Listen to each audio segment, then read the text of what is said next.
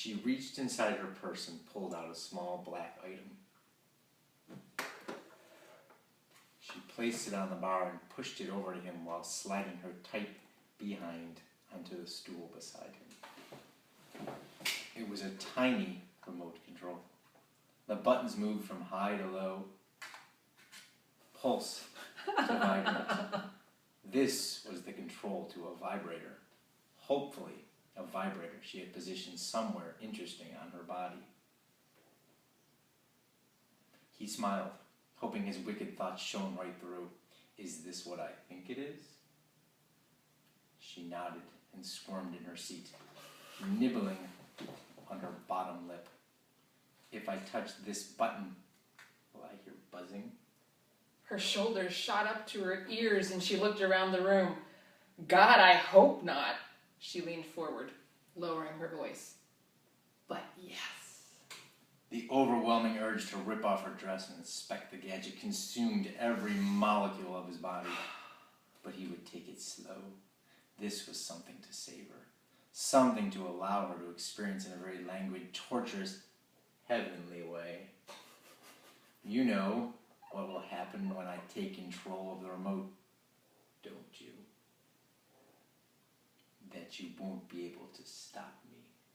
I don't want to stop you.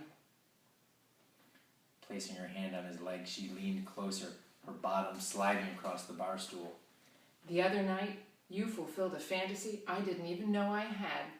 You took control, and I loved it. But it's your turn to fulfill a fantasy of mine. Wrong time, wrong place for an orgasm. Inappropriate pleasure, right here in this restaurant. She gave him a naughty smile. I'm all yours. He tamped down a growl that rumbled in his chest. She was giving him control again. She'd already let him spank her bottom to the point it turned bright crimson. And now she was willing to give him dominion over her again.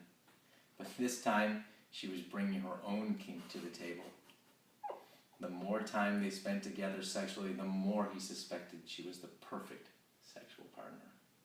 For him, anyway. He had known she would be malleable, able to be molded and shaped into the kind of lover he had always dreamed of. But no, the perfect lover would also aspire to be the mother of his children. Too bad that was never going to happen with Veronica. He shook off the thoughts. There was more pressing matters at hand right now, like giving her an orgasm to remember.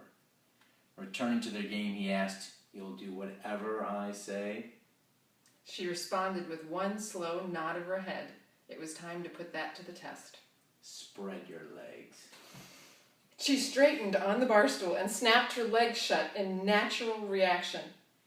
I thought you would do whatever I asked. She swiped her hand over her head, straightening her hair. I didn't think it would be so soon.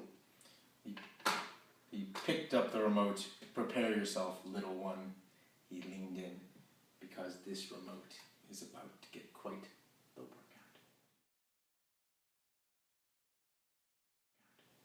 workout. You're just kidding about the kids, right? Because yeah. The three we have, we can keep them, because I don't think they would understand. And no one would want them at this point. Okay.